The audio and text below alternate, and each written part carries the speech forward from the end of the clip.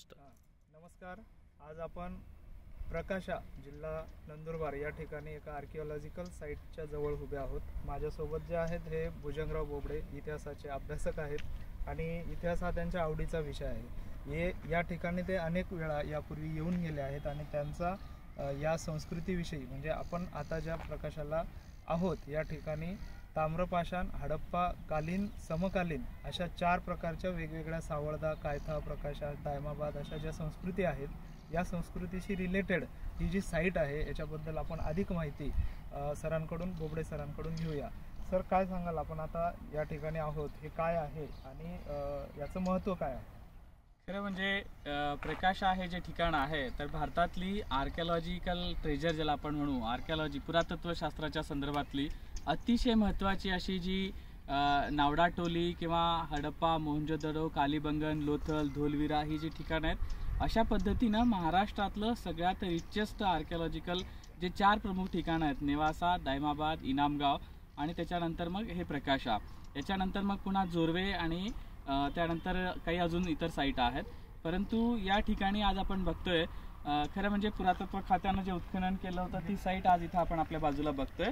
आणि या साईट ज्या आहेत ज्या ठिकाणी खोदकाम केलं होतं, उभा स्ट्रेंज घेण्यात आला होता. 1953-54 पासून या साईटचं उत्खनन करण्यात आलं होतं. एकूण 8 वेळेला या साईटचं उत्खनन आतापर्यंत करण्यात आलेलं आहे.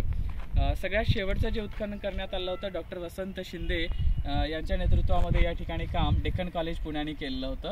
आतापर्यंत archaeological survey of India, Maharashtra state archaeology, त्यानंतर डेक्कन कॉलेज पुणा यांच्या माध्यमातून जी उत्खनन इथं करण्यात आली त्यामधनं ज्या विविध 4 संस्कृतींचे अवशेष आपल्याला मिळाले ते अवशेष आपण इथं बघतोय. अगदी टेकडीवरती आपण आता इथं उभे आहोत, टेकडीच्या माथ्यावरती उभे आहोत. ज्या 4 टेकड्या आपल्याला इथं दिसत होत्या त्यातली ही एक टेकडी जी संगमेश्वर मंदिराच्या शेजारी नदीच्या अगदी काठावरती आहे, त्या ठिकाणी आपण उभे आहोत आणि इथं आपल्याला हे सगळे अवशेष दिसत आहेत. अगदी वरच्या स्तरामध्ये सुद्धा हे अवशेष आपल्याला सहजपणाने बघायला मिळतात. तुमच्या हातात जे आता काही आहे हे काय आहे? म्हणजे आम्हाला हे मडक्याच्या वरच्या भागासारखं काहीतरी दिसत आहे, तर हे काय? अगदी खरे आहे. खरं म्हणजे या वस्तू मिळणं हे खूप दुर्लभ असतं, तरी देखील आज आपल्याला हे सहजपणाने इथं उपलब्ध होतं. पुरातत्वशास्त्र दृष्टीच्या अभ्यासकांच्या दृष्टिकोनातनं हा खरं म्हणजे खजिना आहे आणि हे अशा पद्धतीनं इथं आपल्याला प्राप्त होते. आणि आपण जर इथं अगदी जमिनीवरती सुद्धा जर बघितलं तर अशा पद्धतीचे अवशेष आपल्याला इथं दिसतात. आणि हे अवशेष जे आहेत हे इथं स्वतः विखुरले आहेत. या बाजूला जर आपण बघाल तर इथं सुद्धा आपल्याला अगदी सहज रीतीनं जमिनीच्या याच्यावरती सुद्धा हे अवशेष आपल्याला बघायला मिळतात. आणि याच्यावरती केलेले डिझाईन्स तेही आपल्याला इथं दिसत आहेत.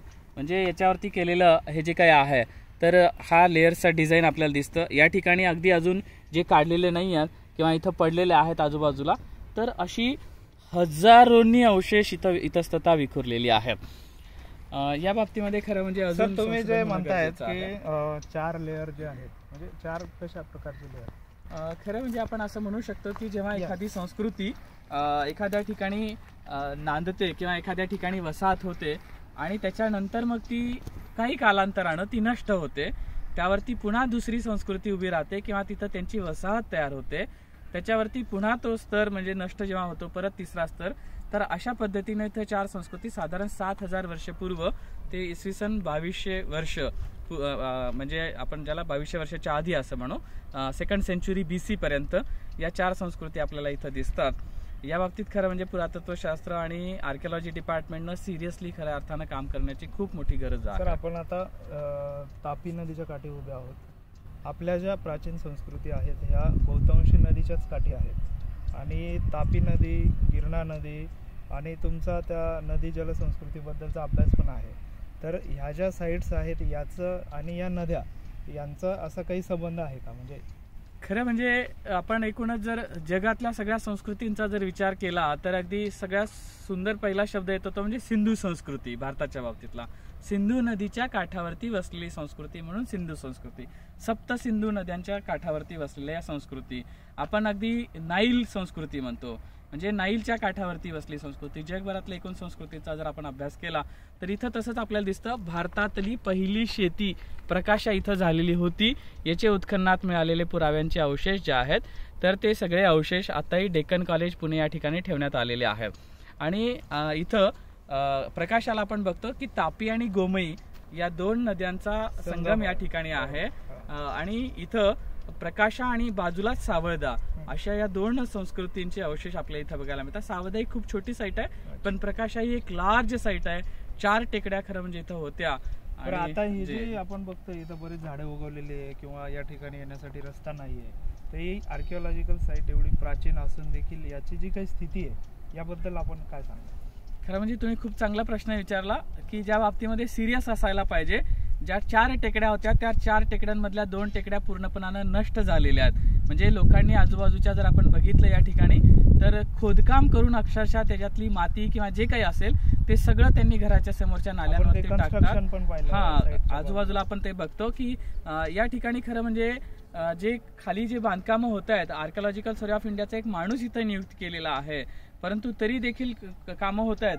टेकडीवरती रस्त्यांची बांधकामं केली आहेत. या बाबतीमध्ये याच्यापूर्वी देखील अगदी आर्किओलॉजिकल डायरेक्टर म्हणजे state archaeology director, ASI department, district collectors यांना आतापर्यंत आपण माहिती दिलेली आहे. त्याचे फोटोग्राफ्स त्याची हेही पाठवलेले आहेत. फेसबुकवरती याच्या संदर्भात आपण पोस्ट लिहिल्या आहेत आणि त्यांनी ताबडतोब याच्याबद्दल ॲक्शन घेण्याचंही तेव्हा त्यांनी कबूल केलं होतं. पण एकूणच सगळ्यात दुर्लक्षाचा परिणाम आपल्याला दिसतोय तो म्हणजे तुम्ही आता जो प्रश्न विचारला की इथं सगळी ही झाडी सगळी प्रचंड झाडी आहे, इथं यायला व्यवस्थित रस्ता नाही आहे, सगळीकडे घाण आपल्याला दिसते. खऱ्या अर्थानं ज्या टेकड्या 2 टेकड्या नष्ट झाल्या, एक टेकडी आता अर्धी राहिली आणि ही टेकडी आता फक्त साधारण 60-65% किंवा 75% शिल्लक राहिली असं आपण म्हणू शकतो. खरं म्हणजे पूर्वी तर विटांचे असे सलग लेअर दिसायचे, आता मात्र त्यातल्या अगदी बोटावर मोजण्या इतक्या विटा दिसतात. तर आता खाली आपण ज्या रस्त्याने आलो त्या ठिकाणी काही बघण्यासारखे खापरं, लेयर्स आणि विटा आणि काही अशा दिव्यांचे तुकडे आपण पाहिलेत. त्या ठिकाणी आपण आता जाऊयात आणि परत त्या ठिकाणी बघूयात की काय आहे. जी जी सर, आता आपण इथं जे आलेलो आहोत तर इथं काहीतरी अवशेष हे दिसत आहेत, खापरं किंवा दिवे वगैरे दिसत आहेत आणि ही आपण बघतात ही एक साईट आहे. जी सर, काय सांगतात याच्याबद्दल? खरं म्हणजे आपण हे जे अवशेष बघतोय, आपण जर वरून जर बघितलं तर हा पहिला लेअर आहे, म्हणजे हा फर्स्ट लेअर आहे. आणि ज्या लेअर मध्ये आता आपण उभे आहोत या ठिकाणी जर आपण अगदी सहज रीतीने बाहेर बघितलं तर इथं आपल्याला राखेचे अवशेष दिसतात. राखेचे अवशेष आहेत. त्यानंतर इथं आपल्याला फॉसिलचे अवशेष दिसतात.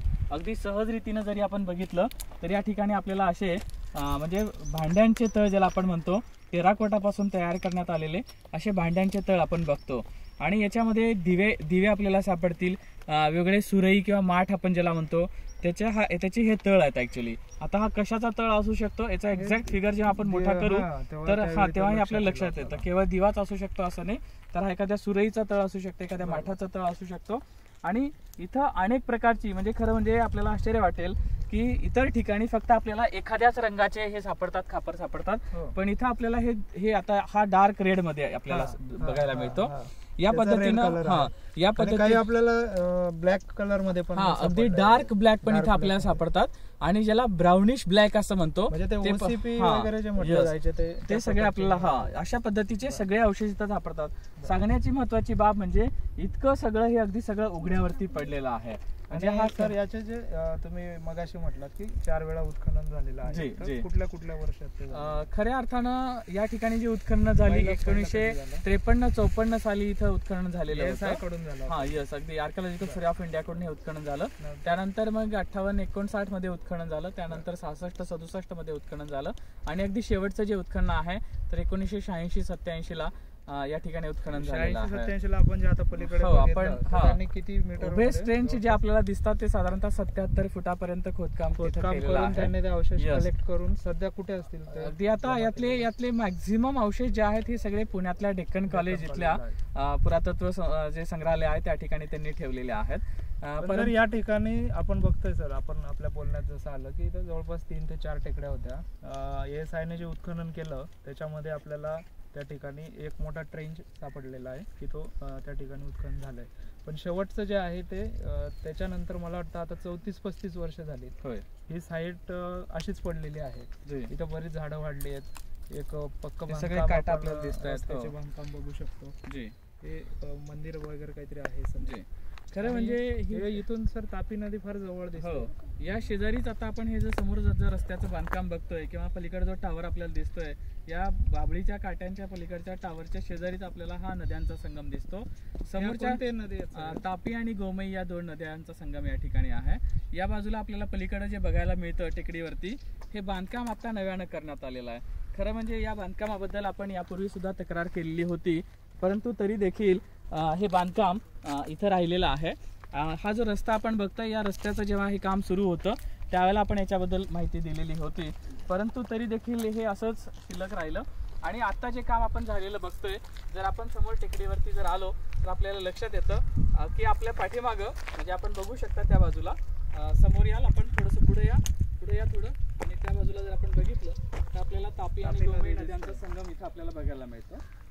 आणि ज्या टेकड्या आहेत समोरची जी आपण झाडी बघतोय, तर त्या झाडींवरती जे म्हणजे जे आलेलं आहे सगळं, तर ही अर्धी एक साईट असेल. अर्धी शिल्लक असलेली ती साईट आहे.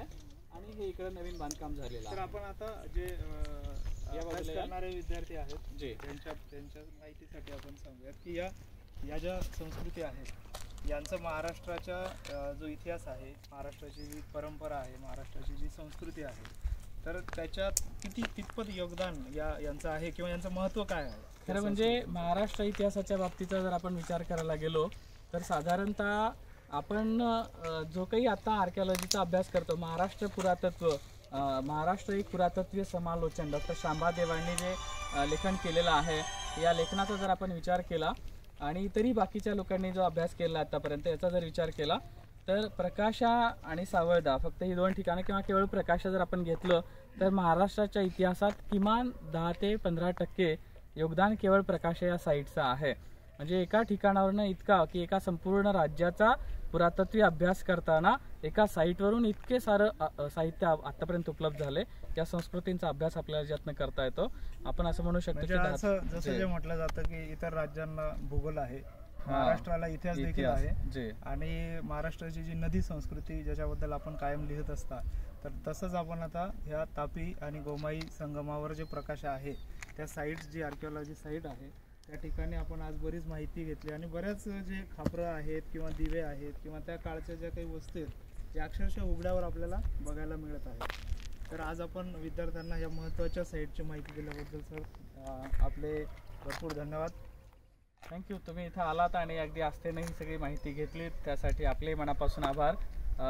हा प्रयोग खरं म्हणजे ही आस्था जर आमच्या इथल्या पुरातत्व विभागाला, आमच्या जिल्हाधिकारी कार्यालयाला आणि जे कोणी या संबंधित विषयाचे लोक आहेत यांना जर ही आस्था असेल तर खऱ्या अर्थानं या साईट प्रोटेक्ट होतील आणि आर्किओलॉजीच्या अभ्यासाचे ठिकाणं, स्टडी पॉईंट्स म्हणून यांना खऱ्या अर्थानं डेव्हलप करता येऊ शकेल. पुन्हा एकदा आपल्या सगळ्यांच्या मनापासून धन्यवाद. थँक्यू.